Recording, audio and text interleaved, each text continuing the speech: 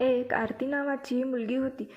खूप सुंदर. आरती जितकी सुंदर होती तितकीच ती प्रामाणिक होती. कोणाशी खोटे बोलू नये, कोणाशीही फालतू बोलू नका, फक्त आपल्या स्वतःच्या व्यवसायात लक्ष द्या, अशा विचारांची होती ती. त्याच वर्गात एक रितेश नावाचा मुलगा होता. तो तिच्यावर खूप प्रेम करत होता. रितेश अनेकदा आरतीची छोटी छोटी कामं करायचा. त्या बदल्यात आरतीने हसून आभार मानले. तेव्हा रितेशच्या आनंदाला पारावार उरला नाही. एक वेळेस दोघेही घरी जात होते. त्यानंतर जोरदार पाऊस सुरू झाला. दोघांना एका झाडाखाली थांबावं लागलं. झाड खूप लहान होतं. त्यातून पावसाचे थेंब टपकत होते. अशा परिस्थितीत पाऊस टाळण्यासाठी दोघेही एकमेकांच्या अगदी जवळ आले.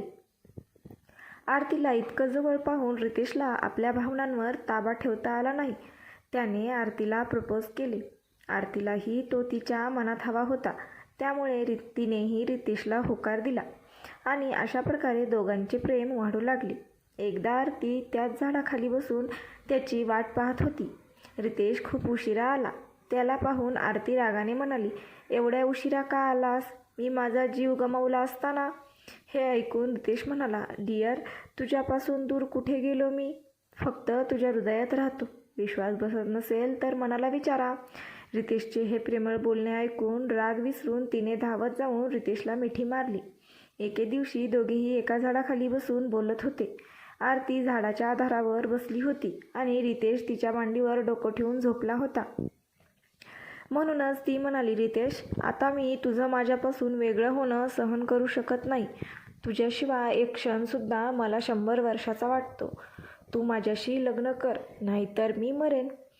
त्याने पटकन तिच्या तोंडावर हात ठेवला आणि म्हणाला, "माय डिअर लव्ह आरती, असं बोलू नकोस. जर तुला काही झालं तर मी जिवंत कसा राहणार?" मग त्याने काहीतरी विचार केला आणि म्हणाला, "काळजी करू नको. मी लवकरच माझ्या घरच्यांशी बोलेन." हळूहळू बराच वेळ निघून गेला. एक दिवस दोघेही त्याच झाडाखाली बसले होते. त्यावेळी रितेशचा चेहरा खाली उतरलेला होता. आरतीने विचारले तेव्हा तो रडून म्हणाला, "आरती, मी माझ्या घरच्यांना खूप समजावले, पण ते आपल्या लग्नाला तयार नाहीत. त्यांनी माझं लग्न दुसरीकडेच ठरवले आहे." हे ऐकून आरतीचे हृदय विखुरले. तिने मोठ्याने ओरडावेसे वाटले, पण आरतीने आपल्या भावनांवर नियंत्रण ठेवत म्हटले, "मी तुझ्यावर खरोखरच खूप प्रेम केले आहे. मी तुला कधीही विसरू शकत नाही.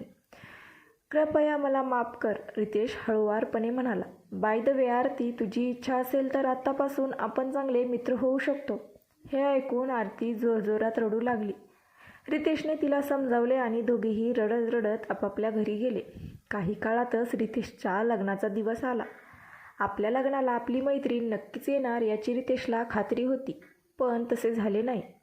होय, पण त्याला आरतीने पाठवलेला गिफ्ट पॅक मिळाला. रितेशने थरथरत्या हाताने ते उघडले.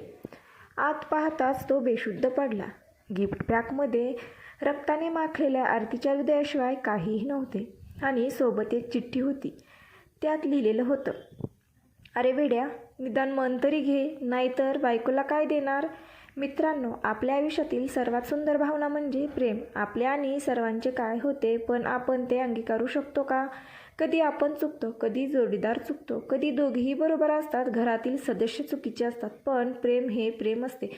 मित्रांनो, प्रेम करा, पण कोणाच्या हृदयासोबत खेळू नका. मित्रांनो, तुम्हीही केले का कधी कोणावर खरं प्रेम? कमेंट करून नक्की सांगा आणि व्हिडिओ आपल्या मित्रपरिवारातही शेअर करा. व्हिडिओ आवडला असेल तर व्हिडिओला लाईक आणि तुम्ही जर आपल्या चॅनलवर नवीन असाल तर चॅनलला सबस्क्राईब करायला विसरू नका. भेटूयात अशाच नवीन आणि अनोख्या स्टोरीसोबत. तोपर्यंत धन्यवाद.